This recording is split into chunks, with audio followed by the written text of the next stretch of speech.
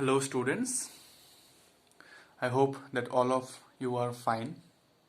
So today we will be discussing our ninth chapter that tells us about the safety rules that are to be followed when we are outside.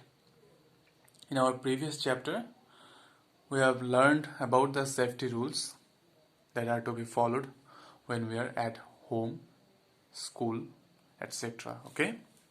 So students, when we are outside or when we are traveling somewhere, the most important thing is that we have to keep ourselves safe from the different dangers like road accidents, isn't it?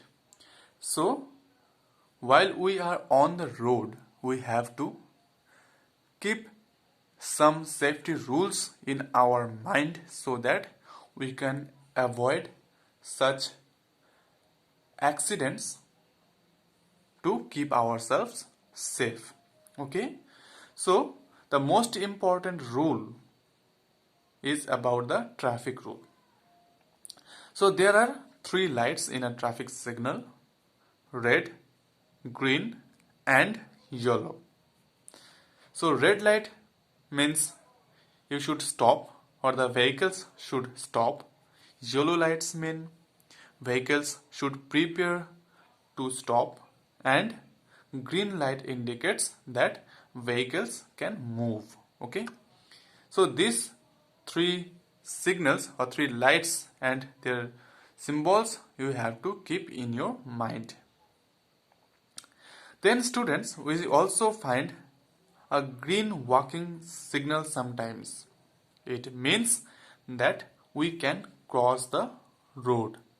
But if you want to cross the road, you have to look your right and left, and you should always cross the road by using zebra crossing.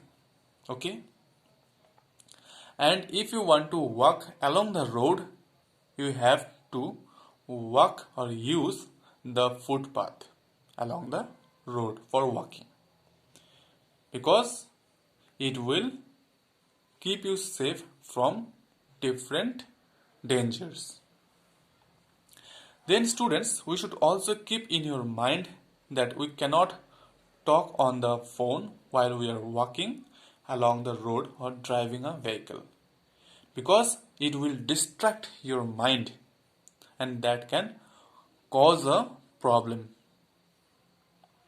Then we have to wear a helmet while we are riding a bike or bicycle. It is for our safety. Okay, because if we wear a helmet, if suppose some accidents occurs, then our head will not be injured. Then students, besides the lights in a traffic signal, we also find some traffic symbols which can be seen in page number 71. Okay, you can just wait.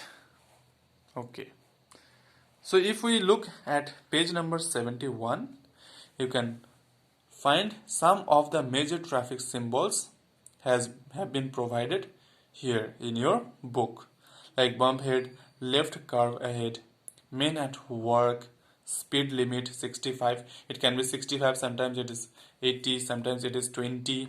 Okay, so it depends on the place and the importance of that place, how crowded it is. Okay, so these symbols you have to keep in your mind, and you have to remember what does these symbols indicate.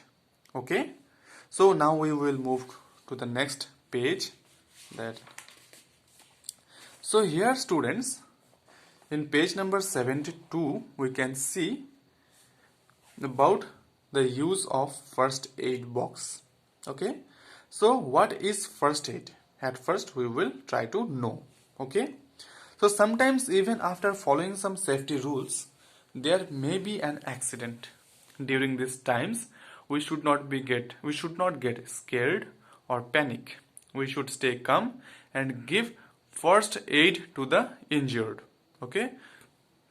So, first aid is basically the first help given to the injured person before a doctor arrives. Okay? Because it will take time to call a doctor. Okay? So, before the arrival of doctor, we can give some basic treatment to the injured person. So, that is called first aid. Okay? So, if you are having a first aid box, the most important things to carry in your first aid box are like antiseptic lotions, cotton, bandages, a pair of scissors, thermometer, and medicines for fever and pain. Okay? So students, different types of accidents require different types of first aid. Like if you have some burns, okay, you will have different treatment. If you have a cut, for that you have different treatment. So we will know about the first aid for burns. Okay, keep the burnt area under running tap water till burning sensation stops. So at first we have to place our hand in running water, and then we can use anti-burn ointment. Then in case of serious burns or blisters will form on the skin, we should not break the blister as it can cause infection. So we will cover it with a piece of cloth and apply some anti-burn cream. And in case of severe burn, we have to take the patient to the doctor immediately without any late. Okay. Then students, first aid for cuts and bleeding. If you have a cut, okay, and if it is bleeding, then at first we have to press the wounded area with some cotton cloths to stop the bleeding. Then we have to apply some antiseptic lotion to the wound, and then later on we can take the patient to the doctor.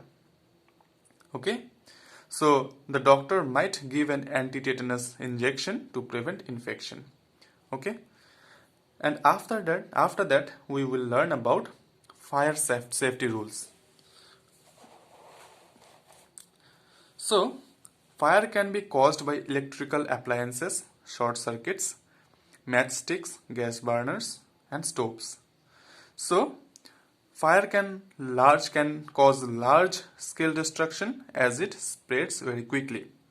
So this is very dangerous. Okay, so fire can cause from different causes, and it can cause a large scale of destruction. So if your clothes catch fire, drop on the ground immediately and roll. So if you catch fire, or if your clothes catch fire, you have to drop on the ground and you have to roll. You cannot run that time, because if you run, the fire will get more supply of oxygen and the flames will increase.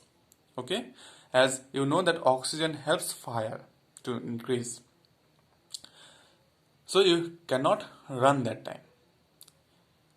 If you find someone's clothes have caught fire, try to cover that person with a wet blanket.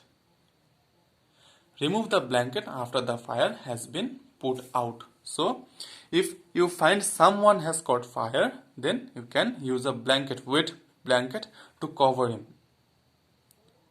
Then pour water over the burning substance so that it cools down. And in offices, restaurants, and cinemas, there are some special devices called extinguishers that help in putting out fire. So in your school also you have noticed, I guess, that there are some fire extinguisher. These are used to extinguish the fire in case of emergency. So here in your book, a list of the emergency numbers has been provided, like 100 for police, 101 for fire, 102 for ambulance, 181 for women's helpline, and 1098 for children's helpline. These numbers can be used in case of any emergency. Now students, good touch and bad touch. What is good touch and what is bad touch? Okay, so we hug or kiss others to show our love and affection. When mother hugs us, we feel loved, and this is called a good touch because you feel good with such touch. But students, sometimes what happens when a stranger touches you, you feel uncomfortable. Okay, so this kind of touch may be from a stranger or sometimes even from a known person. So it is not always right that you will feel bad with the touch of any stranger, but it can also happen when some known person touches you with bad intention, and then you feel uncomfortable. So that is considered as bad touch. Okay, so we can ask an elder whom we love for help, but remember we should never be sad or upset with ourselves for anybody touching us or talking to us in a way that makes us feel bad. So in such cases, if you feel bad with someone's touch or behavior, you can inform your parents or someone whom you can trust, whom you love. Okay, and there is no need of feeling bad. You should not be worried. You should not be feeling bad for that on yourself. Okay, so you have to inform your parents, and you cannot feel bad on yourself because it is not your fault, right? If someone makes you feel bad, then it is not your fault, but it is the fault of that person. So it means that the person who misbehaves does not know how to behave with others and needs to be told so. So talking about such things to you, your parents or teacher can help you feel better. So in such cases, you have to inform your parents. You can also inform your teacher or elders whom you can trust and whom you do love.